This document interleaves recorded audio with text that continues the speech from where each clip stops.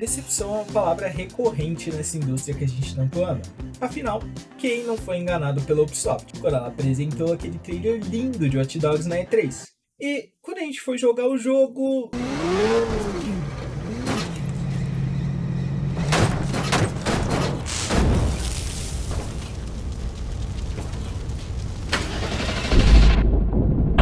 Isso não é algo exclusivo da Ubisoft. Afinal, há alguns anos a gente teve uma decepção maior ainda.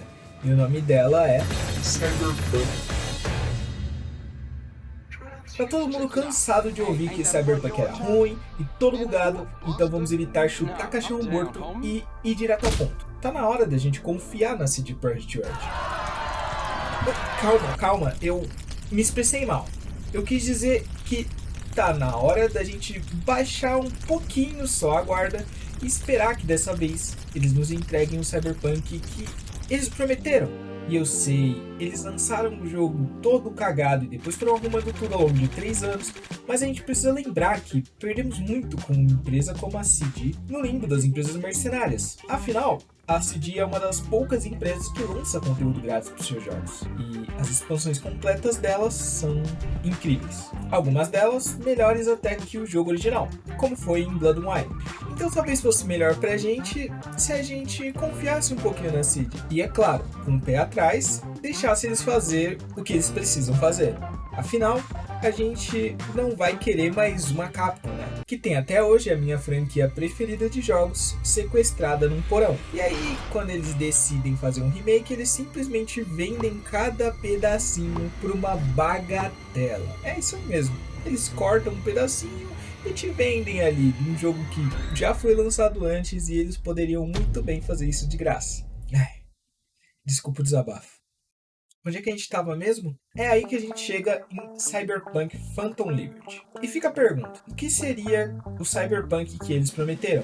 E o que a gente quer pro Cyberpunk? Bom, aqui a gente provavelmente vai tomar caminhos diferentes. E já que eu não sei a sua opinião, eu vou dar uma de expectativa e realidade, para dizer algumas coisas que pra mim seria o suprassumo de Cyberpunk. A primeira coisa é o sistema de polícia. Tem que mudar. E eu não tô falando de só colocar a perseguição no jogo, mas sim ser algo único em todos os níveis. Nos primeiros níveis, tudo bem os policiais te perseguirem a pé e serem poucos, mas a partir do nível 3, a gente precisa ter uma mudança. E é aí que pra mim entraria a perseguição.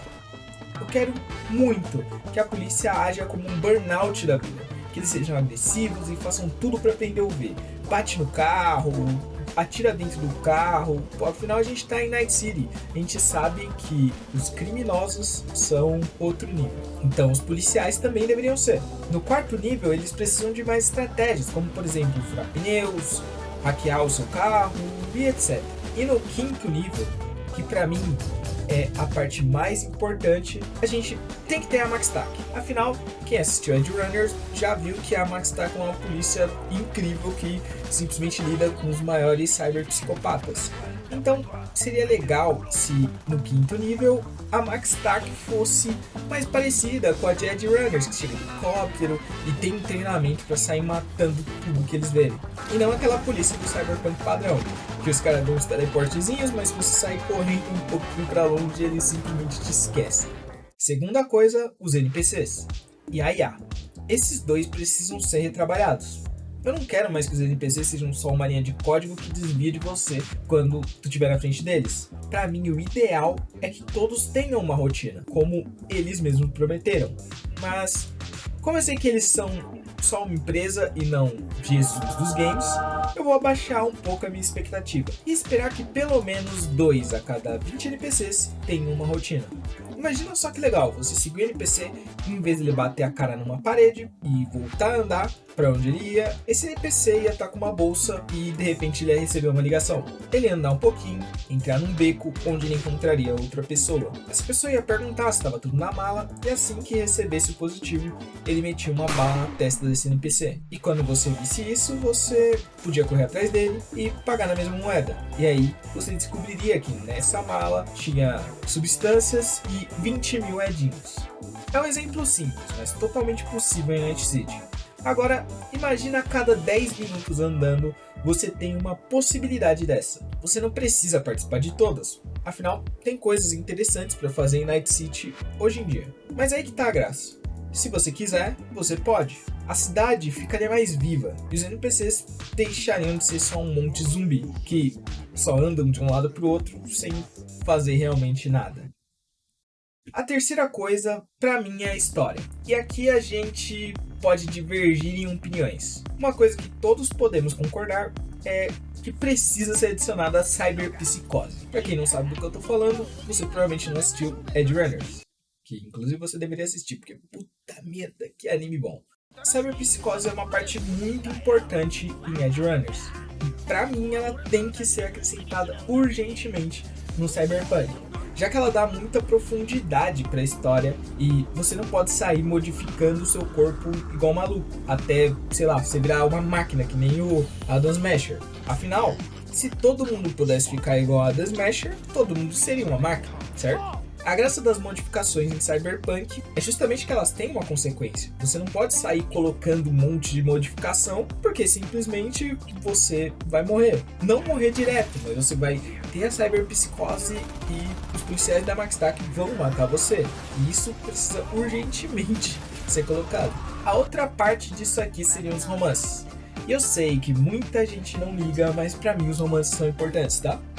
Hoje no Cyberpunk os personagens meio que seguem a história deles e de vez em quando você pode interagir flertando, ou até ficando com algum personagem, mas as opções são escassas demais. Se você é homem, você pode ficar com a Panam ou com Carrie, e se for mulher, com a Judy ou o River, fora aqueles personagens que você só pode ficar por uma missão, e então eles mal contam.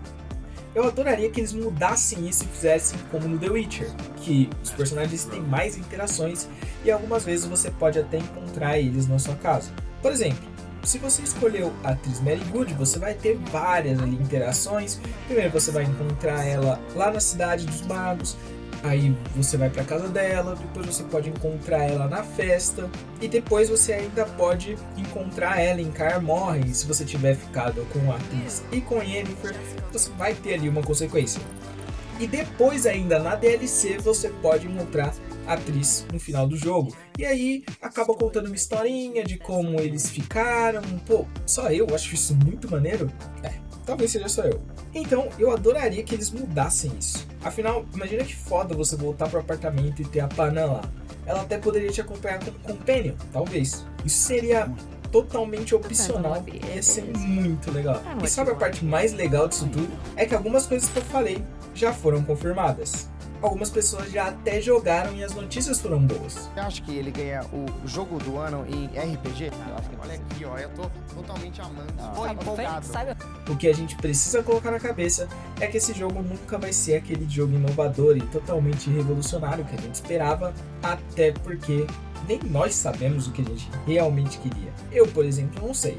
Então, eu só quero que o Phantom Liberty seja um jogo sólido, que traga tudo que eles prometeram pro jogo. Já que eles tiveram 3 anos e já disseram que é a maior DLC que eles fizeram. E meus amigos, Blood and Wine é muito grande. Então, se Phantom Liberty seguir o mesmo caminho, eu já sei que vai ser incrível.